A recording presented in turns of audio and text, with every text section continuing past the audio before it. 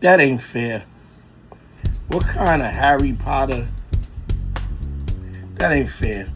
Is if you want to be hot, you could be hot. Maybe that's the extreme, but it can happen. I do consultations, DanteNero.com. Click on consult if you need relationship consulting or advice.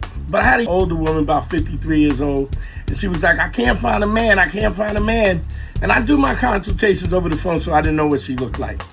So, she's like, I can't find a man. I cook, I clean, I take care of my man. I love sex. She was like, I'm a perfect candidate. Like, who wouldn't want that? So I asked her how she looked. I said, what do you look like on a scale of 1 to 10? I usually go 1 to 30, right? Now, hear me out with the 1 to 30. 1 to 30 is 1 to 10 is an ugly ass chick. 11 to 20 is an average chick. And 21 to 30 is a pretty ass chick, right? That spreads the scope out, right?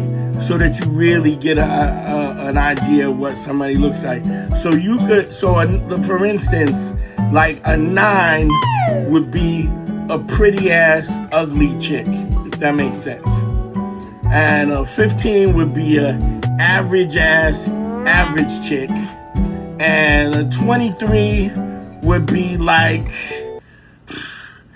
say Kelly Rowland would be, say like a 26 would be a fine ass pretty chick. Okay. Because when you ask 1 to 10, if you ask people 1 to 10, everybody says 7. And everybody ain't 7, right?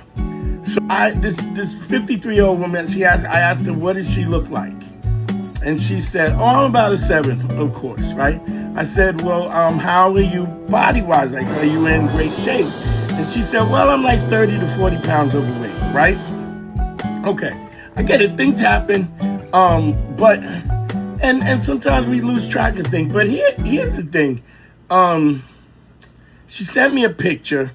When she sent me in a picture, she was about a 3.5, which I would say on a scale of 130 would be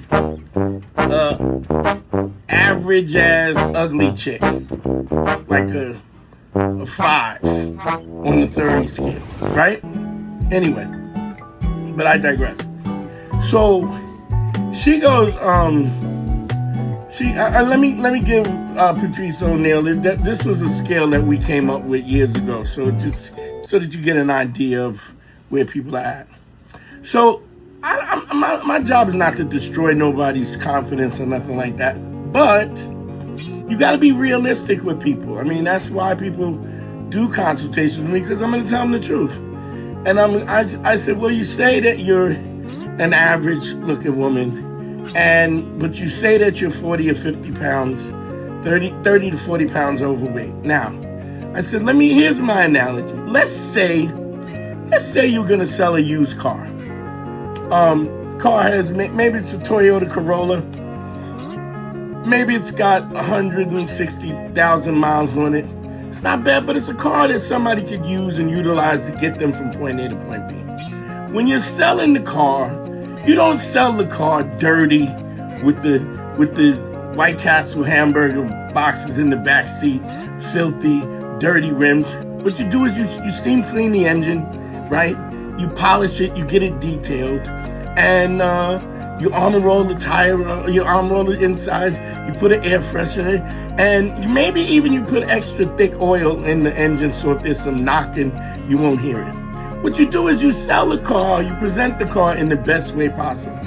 So what I was trying to explain to her was that if you're looking for somebody and you're not even putting your best foot forward to be the best version of yourself, why would somebody want to buy?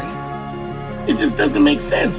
By your own accord, by your own standard. And I mean, a lot of times people are delusional about who they are, but by her own standard, she didn't feel as though she was at her best, the best version of herself. So at the very least, if you're going to put yourself out there with people, right? And a lot of it has to do with, it's just not just looks.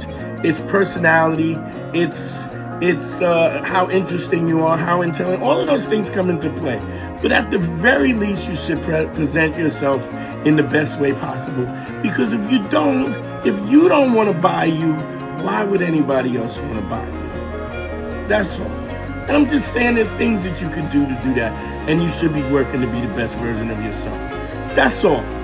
I'm not judging, and I'm not saying that people, it's all about looks. But to some people, it is all about looks. So who knows?